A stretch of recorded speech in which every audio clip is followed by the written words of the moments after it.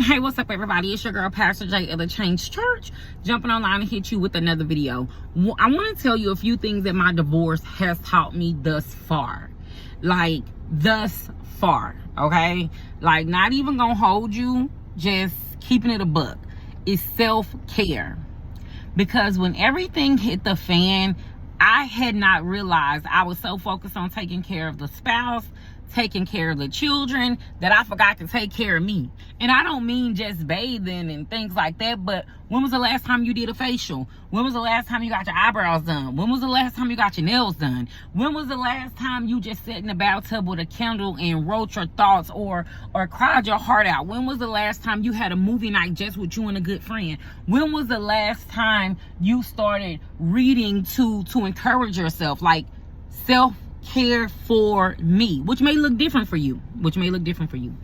Another thing that I learned is budgeting for my household and myself.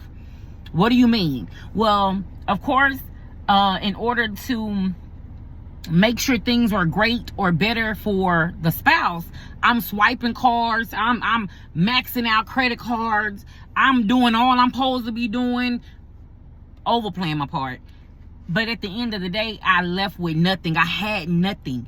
So now it's like, you know what? You got to relearn how to budget for your household, for you and these children. Yes, certain things can be uncomfortable, but this is what you need to learn to budget for. No more eating out, or no more unnecessary spending, or no more, until you get certain things under control, until you get that credit score back right, until you do what needs to be done. You can't do everything you want to do. You can't get your hair done every month. You might have to wait a couple months. You can't get your nails done all the time. You might have to wait until you get certain things under control, until you pay off that credit card, until you do this, because snowballing your debt will actually benefit you, but we'll come back to that.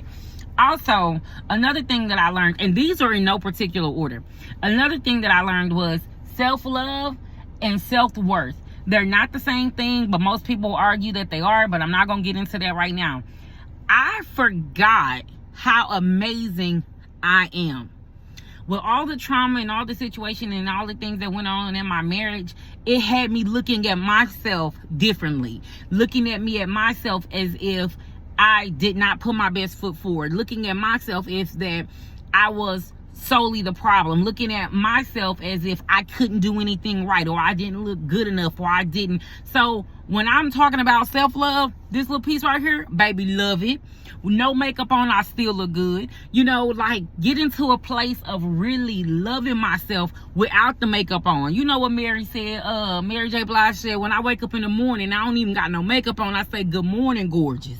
Like, speaking life back into myself, learning to love every road, every stretch mark, learning to love what good health look like to me, learning to love what overeating, that overeating is actually a spirit of gluttony. Like, it's so much things that I have been learning and loving on myself, and I'm very, very, very much so proud of myself.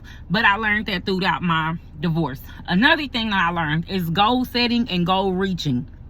I know y'all remember saying, get your notepad, write down your to-do list, because we're going to get it done. We're crushing our goals. Y'all remember I used to say that all the time. I wasn't just saying it for you all. I was saying it for me. And when I look back over this past year, honestly, like, I am crushing my goals. Some people like, man, she's still driving it, or man, she's still, baby, I'm crushing these goals. But wait when I pop out. Just hold on. Just hold on, man, she still ain't bought baby, but wait when you see what I'm really getting into.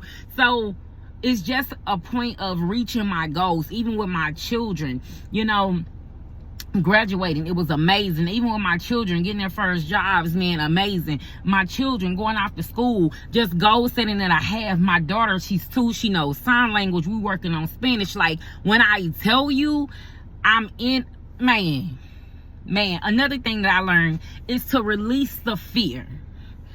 I'm not scared anymore. Like, I was scared of my own potential because certain situations in my marriage had knocked me down and had kept me down. I'm not afraid of my potential. I'm not afraid of what I'm able to do. I'm not afraid of being great. I'm not afraid of falling down and failing and then having to get back up. I'm not afraid to start over. I'm not afraid to flop. I'm not afraid to fall down and get back up. I'm not afraid to have a scar. I'm not afraid to have a rumor about me. I'm not afraid. So fear has literally been something that I have released throughout this divorce process.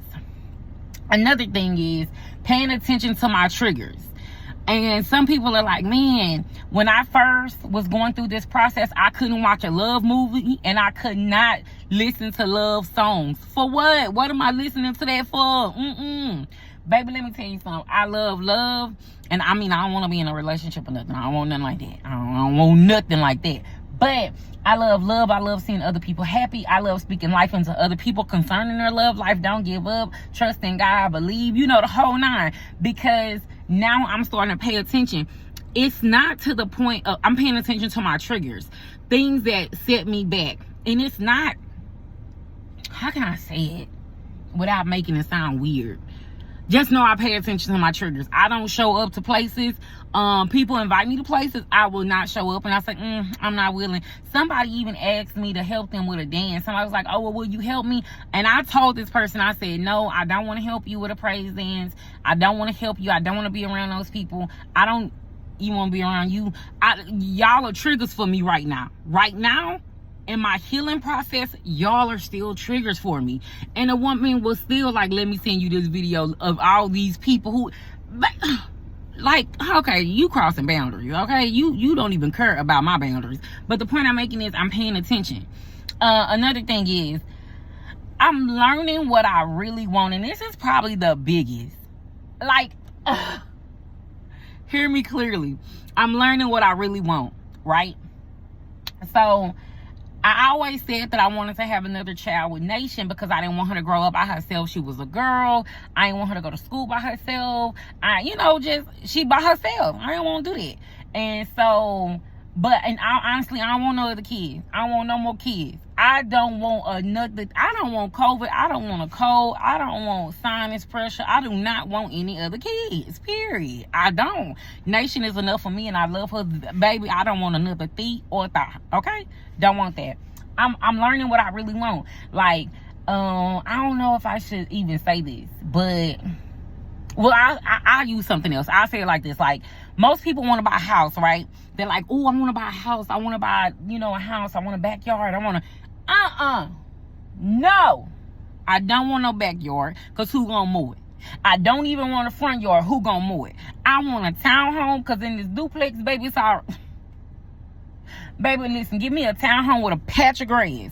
I'll pay my HOA fees, baby, because I'm not finna get out there and mow the grass. I'm not paying Don Julio, Lil Ricky Nim to come mow my grass. I'm not doing it. I'm not doing it. They're like, oh, well, you got boys. My boys, I want them to live their own life. I don't want them to feel obligated to take care of me in that facet when I'm still young. I'm still young, y'all. What are you talking about? And Nation ain't gonna mow no grass. That's over with. Yeah. So that's what I'm saying. It's like, I'm learning. Like, I don't even want no pets no more. Y'all know we always had a dog. I don't even want no pets no more. If I gotta get a pet, like, if I have to get one, baby, give me a fish. Let it be pink. Okay, a pink fish. One pink fish. Okay, just one. I don't want a whole school of fish. Just one pink fish. Why pink? I don't know, because it's different. But what I'm telling you is I'm learning so much about myself. Another thing, and I'm gonna jump off because I know we had like 10 minutes. But another thing is, I am now trying different things that I wasn't trying before. Like, everybody who's known me my whole life, I do not eat noodles. Not ramen noodles, not Roman noodles, not nothing that ends in fettuccine Fredo. I don't want to eat it. I do not like spaghetti. Just find somebody else to do it. Ew. Any type of noodle, don't give me the lasagna. I don't like it. I'll pull the noodle out of the lasagna. I do not like noodles. Guess what I ate the other day? And I thoroughly enjoyed it. Some chicken Alfredo from Pizza Hut. Now, people might be like, why you tried Pizza Hut one? I don't know. It looked good. So I said, okay, I'm going to try it. But I enjoyed it. Now, I ain't saying I'm going to go everywhere and order that. But I'm just saying it was good from Pizza Hut and I was cool with it. I'm enjoying learning new things, doing new things. Man, baby, I'm telling you, divorce saved my life. That sounds weird, but it did.